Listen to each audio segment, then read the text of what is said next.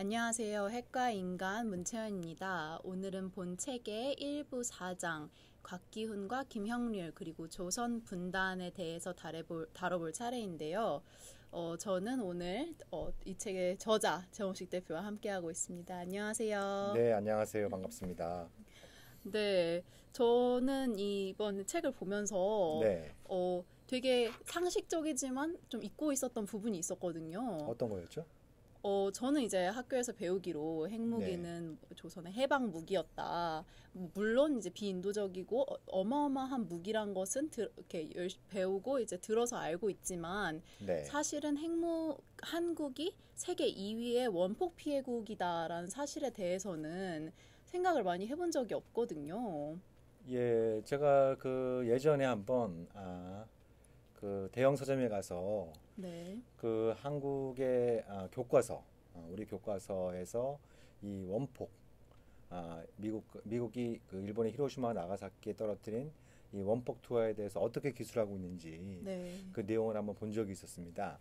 근데 이제 놀랍게도 좀 이따 우리가 뭐 얘기를 좀 나누겠지만 아, 이제 일본이 결사항전을 하다가 원폭 두 발을 맞고 무조건적인 항복을 선언하고 네. 그래서 이제 조선이 해방되었다라고 하는 굉장히 좀 이렇게 단선적으로 이렇게 역사를 기술을 했더라고요. 그렇죠. 굉장히 놀라웠던 내용은 그 어떤 교과서도 지금은 그 내용이 포함되어 있는지 모르겠습니다만 제가 몇 년 전에 교과서들을 봤을 땐 그 어떤 교과서에도 한국인 피폭 피해에 대해선 언급을 한 그런 교과서가 없었어요.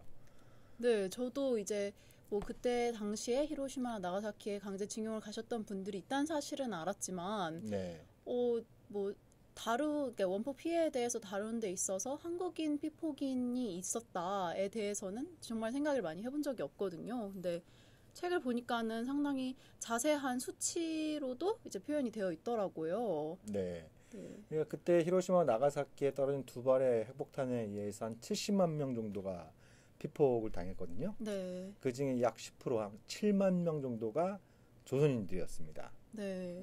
조선인들이었고, 그리고 한 20만 명 정도가 직사, 그러니까, 아, 1946년을 맞이하지 못한 사람이 20만 명이 좀 넘었는데, 반면에 이제 조선인 사망자 수가 4만 명에 달했어요. 상당히 그러니까 높은, 전체 피폭자가 70만이고, 그 중에 7만 명이 네. 조선이었는데, 그 7만 명 중에 4만 명, 굉장히 높은 비율의 조선인들이 직사를 하게 됐었는데 그 주된 이유가 그 강제징용된 조선인들이 주로 거주했던 지역이 그 공장, 그 군수공장 네. 자체에 있는 그 아주 허름한 기숙사라든지 바로 인근에 네.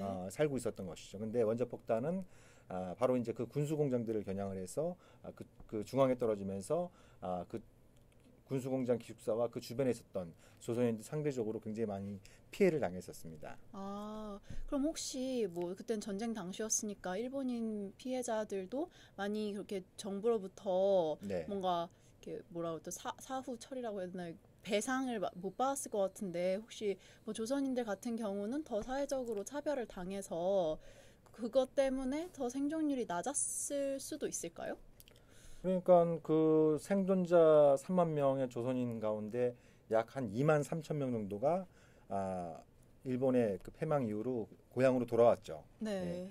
근데 그 2만 3천 명 중에 현재까지 살아계신 분들이 2천 명 안팎 정도에 불과합니다. 아, 그러니까 대다수도 이제 목숨을 잃게 됐는데 그 비율을 보면은 일본인 같은 경우에는 아까 말씀드렸던 아, 이제 63만 명 가운데 약 네. 63만 명 가운데 여전히 생존해 있는 분들이 20만 명이 좀 넘거든요. 네. 그러면 현재까지. 예. 30% 정도 예, 예. 근데 이제 생존율이? 아, 조선인 피폭자들 같은 경우는 생존율이 굉장히 낮다는 걸 우리가 확인할 수 있습니다. 네. 그 주된 이유가 이분들 같은 경우에는 원폭을 떨어뜨렸던 미국은 말할 필요도 없고 전범 국가였던 일본도 외면을 했고 그쵸. 한국 정부조차도 이분들의 고통을 오랜 기간 그 외면하면서 네. 어, 이제 이 그 부상자들의 사망률도 일본인 피폭자들에 비해서 굉장히 높았던 것이죠. 그럴 수 있겠네요. 일단 책을 보면 한국인 피폭자들은 강제징용, 피폭, 외면으로 이어지는 삼중고를 겪었다라고 그러니까 기술을 하셨는데, 네. 그러니까 곽기훈 씨와 김영률 씨, 곽기훈 씨 같은 경우는 이제 원폭 그러니까 피폭 1세대이고 네. 김형률 씨는 2세대인 것 같은데 두 분 다 직접 만나보셨다고요? 네, 제가 그 곽기훈 선생님을 만나뵌 것은 2001년도에 이제 일본에서 그 반핵 행사가 있었는데 거기서 처음 만나 뵀어요. 네. 2001년도에. 근데 그때 연세가 70대 후반, 80살을 앞두고 있는 분이셨는데 또 피폭자라고 하는 게 믿기지 않을 정도로 굉장히 그 열정적으로 활동하는 모습을 보고 굉장히 좀 인상이 아, 깊었습니다. 그리고 이제 그분은 그때 뭐 자조적인 그 목소리로 나는 패션 모델이다. 그렇게 말씀을 하시고 그랬었어요.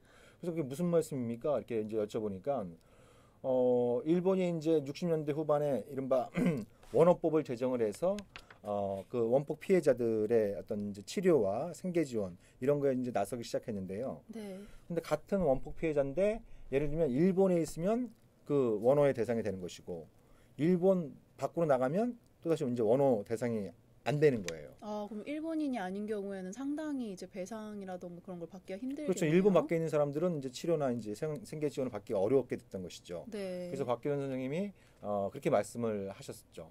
내가 일본에 딱 들어올 때는 원폭 피해자의 옷을 입게 되고 네. 또 일본에서 출국할 때는 또 원폭 피해자가 아니다라고 하는 또 옷을 입게 되고 그래서 이제 음. 본인은 패션 모델이다 뭐 이렇게 막그 말씀을 하신 적이 있었는데 그때 말씀이 이제 굉장히 좀 인상 깊어서 돌아온 다음에 그 당시 제가 이제 오마이뉴스 평화 또 통일 담당 기자를 겸직하고 있었는데 네. 그래서 이제 오마이뉴스를 통해서 곽규현 선생님이 어떤 얘기를 전한 적이 있었죠.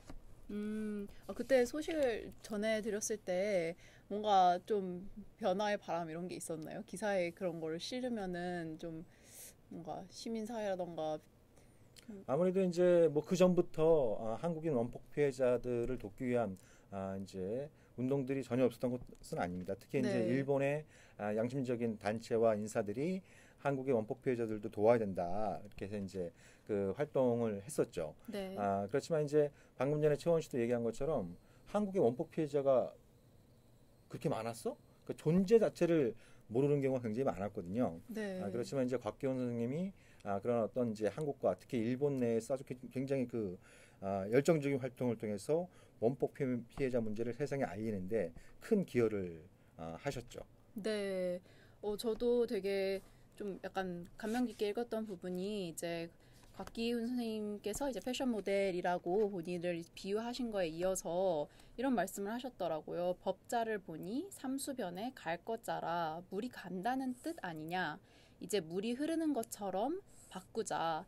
그러니까 이제 일본 내의 그 원호법에 대해서 이게 좀 불합리하다는 것을 이렇게 목소리를 높이셨던 것 같은데 네네. 아무래도 그게 정말 뭔가 뭐라 그러죠? 소리 없는 외침이라고 해야 되나? 답이 없는 외침이 아니었던 게 2003년 해외에 거주하는 이는 수급권을 잃는다는 일본 후생 노동성의 뭐 402호 통달이 폐지돼서 네. 2008년에는 피폭자 원호법이 개정돼서 한국에서도 피폭자 수첩을 교부받을 수 있게 됐다. 네네. 이 부분이 약간 한 사람의 시민 뭐 피해자면은 목소리를 내도 왠지 답이 없을 것 같고 그랬는데 뭔가 변화를 이끌어낼 수 있다는 점이 저는 좀 감명 깊었거든요. 네. 그러니까 그 아주 일본 법원의 역사적인 판결을 이끌어내는 데 있어서 그 곽기현 선생님이 굉장히 중요한 역할을 하셨죠. 네. 무려 이제 구전 10기였죠. 9번의 그 법정 투정 끝에 10번째 판결에서 한국인 원폭 피해자가 한국에 살더라도 네. 일본 그 정부는 원호 지원법에 따라서 이제 치료 또 생계 지원을 할 의무가 있다. 이런 판결을 이끌어냈던 당사자가 곽규현 선생님이었고 네. 그래서 그런 어떤 내용이 일본에 대서특필되고 또 일본에 널리 알려지면서 이제 곽규현 선생님 스스로도 내가 일본 반핵 그 이제 운동하는 분들 사이에서는 슈퍼스타다 이렇게 이제 어, 또 말씀을 하시기도 했었죠. 또 많이 그 반대 운동하는 분들한테 힘이 되셨겠네요. 그분 이제 결과랑 이제 그분의 활동들이라고 네네. 해야 되나요? 그래서 곽규현 네. 선생님은 단순히 어떤 본인의 피해 그리고 이제 한국인 원폭 피해자들의 지원을 위해서 활동한 것뿐만 아니라 여러 국제 회의 이런 네. 데 이렇게 다니시면서 그러니까 이제 원폭 피해자를 일본어로는 히바쿠샤라고 하거든요. 그리고 이제 작년에 아이캔 국제 핵무기 폐기를 위한 국제 캠페인에서 노벨 평화상을 수상하지 않았습니까? 네. 그때 이제 그 수상자의 한 사람으로서 일본인 피폭자가 노벨 평화상 위원회에 가서 연설했던 장면이 굉장히 좀 국제적으로 또 화제가 된 바가 있었죠. 네. 예. 그래서 일본인 히바쿠샤는 그 존재는 굉장히 국제적으로 많이 알려져 있습니다. 그쵸. 오랫동안. 예. 이분들이 또 오랫동안 반핵 운동을 주도해왔기 때문에 그렇지만 이제 한국인 원폭 피해자가 이렇게 많고 네. 또 한국인의 입을 통해서 그런 어떤 그 원폭의 참상, 그 반인도성 네. 이런 부분들을 얘기하는 데 있어서도 곽도현 선생님이 아주 주도적인 역할을 했던 그런 기억이 또 새삼 떠오르네요. 네. 아무래도 뭐 피폭자 문제에서 이제 많이 거론되지 않았던 조선인 뭐 한국인 피폭자들 이야기를 이제 화두로 올려주신 분이 곽기훈 선생님이셨다면 네. 이제 피폭자 2세에 관한 문제를 또 이렇게 용기 있게 이야기해 주신 분이 김영률 씨일 텐데요. 네. 김영률 씨와의 만남에 대해서 써놓으셨는데 네. 어떠셨었나요? 뭐 어떤 계기로라던가.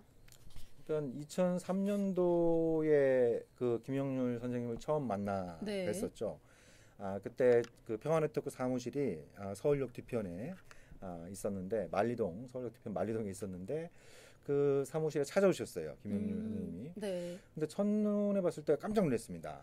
어떻게? 일단 그 이제 키도 굉장히 작고 네. 아주 깡마른 체격에 딱 한눈에 봐도 굉장히 좀 이렇게 그 중병에 시달리고 있다라는 느낌을 네. 받을 정도로 굉장히 좀 이렇게 병마와 싸우고 있는 모습을 보면서 또 이렇게 말씀을 나눠보니까 저보다 2살이 또 많으시더라고요. 네. 예.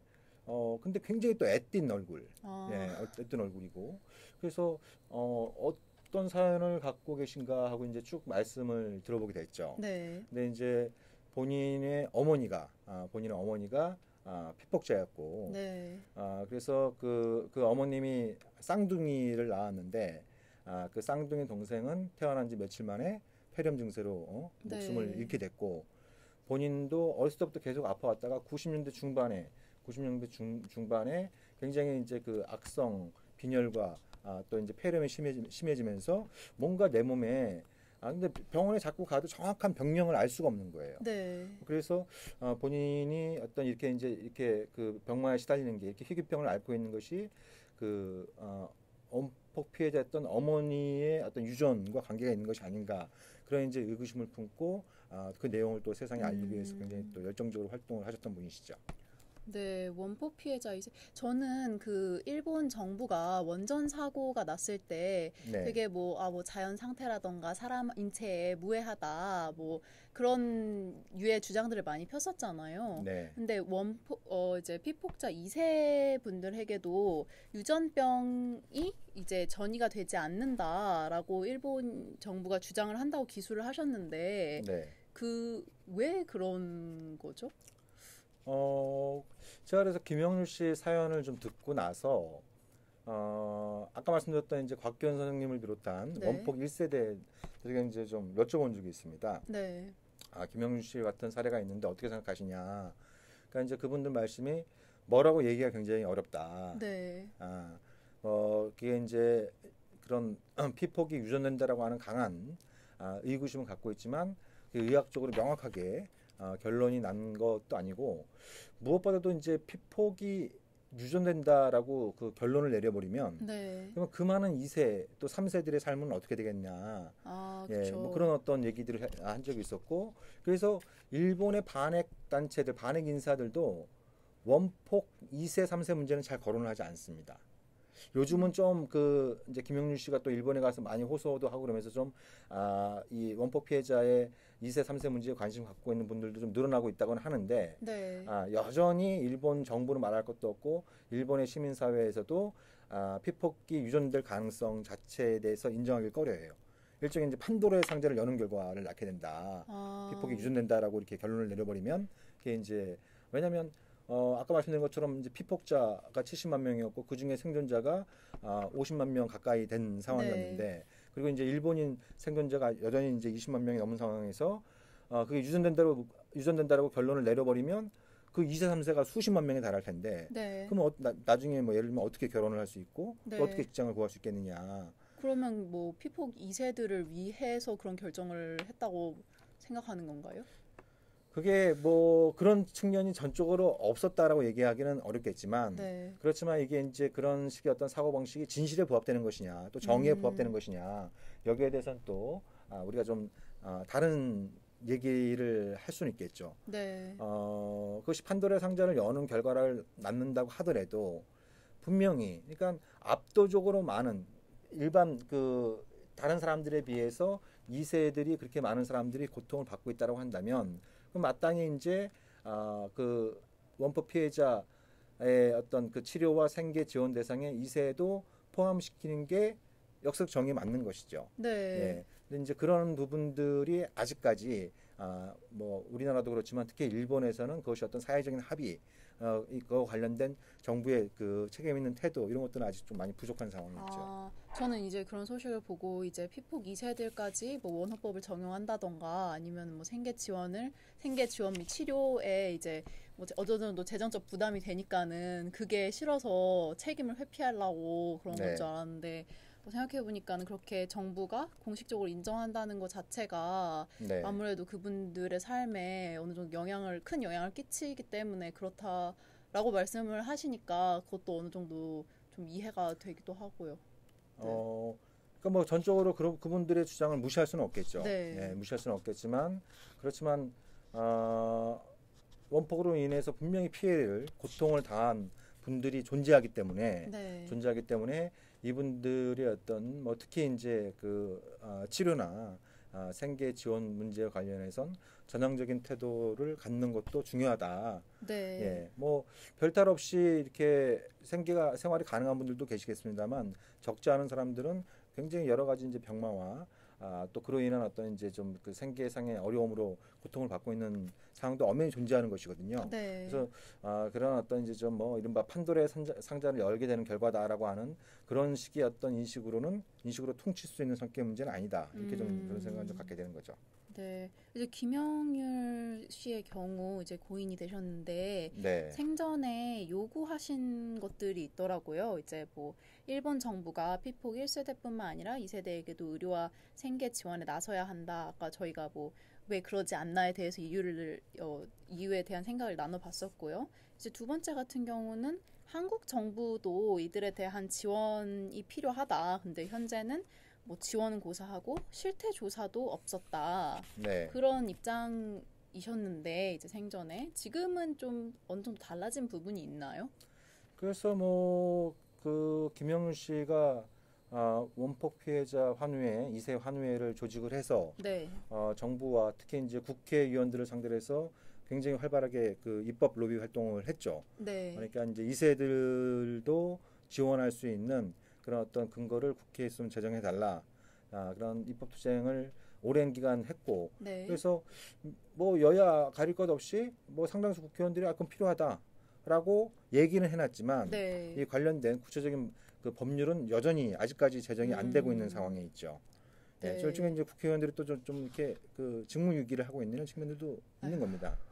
예, 만났을 때는 뭐 이번 회기에서는 꼭 관련된 입법을 마무리 짓겠다라고 약속을 해놓고 네. 그분들이 이제 돌아가고 나서는 마치 또 없었던 일인 것처럼 또 뭉개기를 이게 계속 좀 반복해왔던 이런 상황에 있죠. 네, 저도 찾아보니까 이제 그 김영률 씨가 2005년에 돌아가셨는데 11년 후인 2016년 그러니까 2년 전이죠. 그때 한국인 원자폭탄 피해자 지원을 위한 특별법이 제정됐다고 하더라고요. 이제 네. 특별법은 한국인 원폭 피해자 실태 조사, 의료 지원, 피해자 추모 기념 사업 등의 내용을 담고 있지만 이제 김영률 씨가 원하셨던 원폭 피해자 후손을 지원하는 내용은 포함되지 않았다고 합니다. 네. 그래서 뭐 저도 이제 이 책을 쓰면서 이 문제에 좀 다시 좀 관심을 좀 가져야겠다 이런 생각은 드는데 네. 일단 피해자 당사자들의 입장이 굉장히 중요한 거죠. 네. 그래서 뭐 김영률 씨 이외에도 그 이후로도 이제 2세들이 중심이 돼서 계속 활동을 하고 있기 때문에 좀 우리 그 시민사회도 그분들과 연대를 해서 이번 그 국회에서는 꼭 관련된 지원 법률이 제정이 돼서 이분들의 그 기나긴 또 외로운 그런 이제 고통을 조금이라도 좀 덜 수 있는 길을 마련해야 되지 않을까 뭐 이렇게 좀 또 생각도 해봅니다.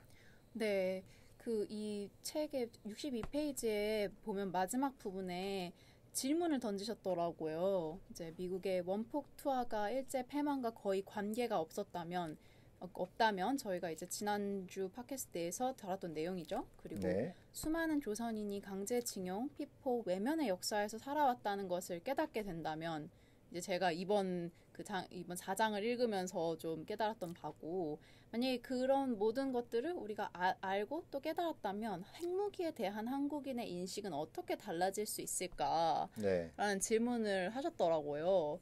네. 그러니까 그거에 대한 답변의 뭐 부분적인 답변은 제가 뭐 책에서도 그 소개를 했는데 이치바 준코 선생님이라고 계세요. 네, 일본에서 오랫동안 한국인 그 원폭 피해자들을 지원하는 활동을 해온 분인데 이분이 이제 그래서 이렇게 표현을 하신 적이 있어요. 자, 이 부분은 굉장히 좀 인상 깊어서 제가 한번 좀 읽어드리면 좋을 것 같은데 한국인 원폭 피해자 문제는 일본의 침략을 받은 피협박 민족이었던 한국인이라는 점과 20세기 최대 사건이라고도 불리는 원폭 피해라는 두 가지 중요한 요소를 함께 안고 있다. 네, 말하자면 인류가 20세기 들어와서 직면하게 된 제국주의와 핵이라는 가장 어려운 문제를 한꺼번에 떠맡아 온 것이 한국인 원폭 피해자들이다. 네, 이렇게 이제 쓰고 계십니다. 굉장히 한편으로는 오랫동안 그 활동을 하면서 또 그 반역 활동의 연장선상에서 한국인 원폭 피해자들을 지원하는 네. 그런 활동을 해오면서 그 길어 올린 굉장히 중요한 역사 인식인 것 같아서 제가 한번 또 소개를 해드렸습니다. 네, 이 문장을 이제 들어보니까는 사실 제국주의랑 핵이 악하다는 사실은 익히 배워서 알고 있잖아요. 그렇게 생각하시는 분들도 많고. 그런데 이제 이 두 개의 20세기 최대 짐을 떠안으신 분들이 21세기에 이렇게 외면받고 있는 현실을 보니까 정말 아직도 제대로 된 그 과거 청산이 안 된 거죠. 네, 역사의 정의를 바로 세우는 작업도 여전히 지금 안 되고 있는 네, 그런 그 현실이라고 해도 과언이 아닌 것이죠. 그러니까 아까도 말씀드렸던 것처럼 대다수 교과서들, 그러니까 학생들이 교과서를 통해 배우는 거는 미국의 원폭 투하 덕분에 조선이 해방됐다라는 식의 단편적으로, 네, 그런 식으로 이제 역사 교육을 받아왔는데 이치바 준코 선생의 역사적인 통찰은 과연 그런 역사 인식이 진실과 정의에 부합하는 것이냐라고 네. 하는 어떤 엄중한 울림을 또 우리한테 선사를 해주는 것 같아요. 네. 오늘 이제 이렇게 내용을 다뤄봤는데 혹시 더 덧붙이실 내용 있으신가요? 해방의 무기 vs 분단의 무기 이 부분도 있는데 네, 네, 뭐 다음 이제 장이랑 연결이 된다고 생각을 하는데 뭐 간략하게 소개해 주실 수 있을까요? 예, 방금 전에 말씀드렸던 것처럼 우리들의 역사 인식은 핵무기를 해방의 무기로 인식하는 경향이 강합니다. 네, 그렇죠. 예, 그렇지만 뭐 역사의 가정은 부질없다고 하지만 만약에 그때 미국이 히로시마와 나가사키에 원자폭탄을 투하하지 않았다면 네. 우리의 운명은 어떻게 달라졌을까? 음, 라는 질문도 가능할 것 같아요. 우리의 운명은 어떻게 달라졌을까? 네, 그러니까 만약에 그때 미국이 원자폭탄을 투하하지 않았다라고 한다면 그때 원자폭탄에 대한은 네. 소련과의 연합전선을 구축하는 거였겠죠. 그쵸. 나치 독일을 상대로 했던 것처럼 일제를 상대로도 소련과의 연합전선을 구축을 해서 일본의 항복을 받아내려고 했었겠죠. 네. 예, 실제로 미국이 그 원자폭탄을 갖기 전까지는 소련한테 빨리 참전해달라고 사실 뭐 사정하다시피 했거든요. 네, 그래서 그래서- 뭐 포츠담 회담에서까지는 그러다가 네, 이제 핵무기 이제 실험을 성공을 하고 나니까는 이제 입장을 싹 바꿔가지고 마음을 바꿨죠. 네, 소련이 참전하기 전에 우리가 먼저 떨어뜨려야 된다. 네, 서로 이제 마음이 바빠지면서 결국 8월 6일이랑 8월 9일에 이제 히로시마랑 나가사키에 원자폭탄을 투하를 하면서 결국 뭐 소련도 참전을 뒤늦게 하고 그러니까 종전이 이제 원래 됐는데 소련의 참전은 8월 15일로 네, 예정돼 있었어요. 그렇죠. 예, 근데 8월 9일 새벽 8월 9일 자정으로 앞당깁니다. 네. 그 이유가 뭐냐면 미국이 일본의 원자폭탄을 투하했기 때문이었어요. 네. 예, 8월 6일 날 투하를 하면서 스탈린이 극동사령관한테 지시를 내려서 조속히 참전해라. 네. 빨리 준비해서 조속히 참전을 해라. 왜 그랬냐면 스탈린은 미국이 원자폭탄의 힘으로 일본의 항복을 받아내기 전에 소련도 참전해야 된다고 하는 어떤 강박관념을 갖고 있었고, 거꾸로 미국의 트루만은 소련이 참전하기 앞서 소련이 네. 참전하기 전에 원폭의 힘으로 일본의 항복을 받아내야 된다. 그러니까 일본의 항복을 받아내기 위해서 이 트루만과 스탈린이 경쟁을 벌인 셈입니다. 네. 미국한테는 그때 절대 무기로 불렸던 원자폭탄이 있었던 것이고, 소련은 이 만주와 사할린 쪽에 이미 대규모의 지상군을 육군을 배치하면서 참전을 준비하고 있었던 네. 상황이었고, 그래서 둘이 그런 어떤 경쟁을 벌이게 되는 그런 그 과정에서 냉전이 돌이킬 수 없는 상황으로 다다르게 되고, 네, 그 그렇죠. 결과 한반도가 분단되는 그런 상황들을 맞이하게 되는 것이죠. 네, 보니까 8월 10일 이제 미국의 한반도 분단 결정 및 소련의 제안, 그리고 8월 11일 소련 수용, 그리고 8월 15일 일본의 항복 선언 및 조선 해방.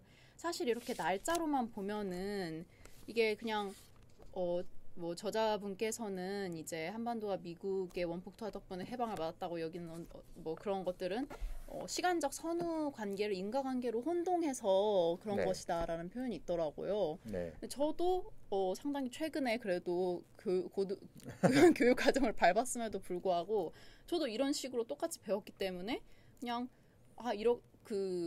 그런가 보다라고 네, 생각을 뭐 그런가 하기 보다. 쉬운데, 근데 이제 우리가 지난 팟캐스트에서도 이제 다뤘던 것처럼 일본이 항복을 선언하게 된 보다 결정적인 이유는 소련의 참전에 있었거든요. 네, 소련의 참전에 있었다고 하는 것이 이제 일본을 비롯한 이 관련국들의 비밀 문서가 해제되면서 네, 그런 내용들이 좀 더 명확하게 드러난 상태에 있는 것이고, 그리고 어떻게 보면 이제 그 미국의 원자폭탄 투하 덕분에 조선이 해방되었다라기보다는 이것이 어떤 분단의 중대한 원인으로 작용하게 되는 그런 측면은 없었나 하라고 하는 그런 질문을 한번 이 책을 통해서 던져보는 것이죠. 네, 아마도 네, 만약에 당시에 이제 미국과 소련이 연합적 작전을 통해서 일본의 항복을 받아냈다고 한다면 그 이후의 세계사도 많이 달라질 가능성이 높았겠죠. 네, 예. 왜냐하면 스탈린은 미국이 원자폭탄을 투하한 의도는 아까 얘기한 것처럼 소련의 참전 이전에 일본의 항복을 받아내겠다는 것과 함께 뭐예요? 소련을 겨냥한 무력시위로 간주했던 겁니다. 네, 이제 너희들도 미국의 메시지는 그런 거라고 이제 소련은 생각을 했던 거죠. 너희들이 우리 말을 잘 안 들으면 너희들의 앞날도 일본과 마찬가지가 될 수 있다라고 하는 그런 어떤 것들을 거대한 버섯구름을 일본 상공에 연출시킴으로써 스탈린을 압박하고자 했던 그런 동기가 강했기 때문에 네, 이제 이 두 발의 원자폭탄 투하가 뭐 2차 대전의 종전을 가져왔고 또 조선의 해방을 가져왔고 뭐 이런 식의 어떤 그 단편적인 역사 인식으로 그냥 뭐 이렇게 마무리할 것이 아니라 그것으로 인해서 냉전을 돌이킬 수 없는 그런 어떤 상황으로 만들고 그 와중에 한반도가 분단된 것은 아닌가라고 하는 좀 역사에서 가정은 뭐 부질없다고 얘기를 합니다만 그런 가정을 통해서 한번 우리가 역사에 대한 어떤 상상의 나래를 펼 수 있는 그런 또 뭐 계기가 되었으면 하는 생각을 가지고 이 부분을 기술을 하게 된 것이죠. 네. 오늘은 이제 원폭 피해자, 이제 조선인 피해자분들 두 분의 사례와 그리고 정말 그 두 발의 미국이 일본에 투하한 두 발의 원폭이 해방의 무기였나 아니면 분단의 무기였나에 대해서 다뤄봤는데요. 저희는 이제 다음 주에 5장 6과 6장, 그러니까 조지 오웰의 결정적 예언, 그리고 아메리칸 프로메테우스와 과학자들의 반란에 대한 이제 이야기를 가지고 다음 주에 다시 찾아뵙겠습니다. 네, 네. 조지 오웰 우리 뭐 다음 주에 이번에 얘기를 전해드리겠지만 정말 대단한 엄청난 그 통찰력을 갖고 있는 인물이었구나. 우리가 거의 뭐 예언자. 1984와 또 이제 동물농장을 통해서도 국내에도 많이 알려진 네. 영국의 작가이지 않습니까? 이번에 이분이 어떤 예언을 1945년도에 했는지 뭐 그런 얘기를 가지고 다음 주에 또 만나 뵈면 좋을 것 같습니다. 네, 엄청 흥미롭게 광고를 하시고 다음 편을 들을 수밖에 없게 그렇게 말씀을 하시네요. 미끼를 던져놔야죠. 네, 알겠습니다. 네, 그럼 청취해 주셔서 감사하고요. 다음 주에 다시 찾아뵙겠습니다. 네, 문철 씨도 수고 많으셨어요. 네, 감사합니다. 안녕히 계세요.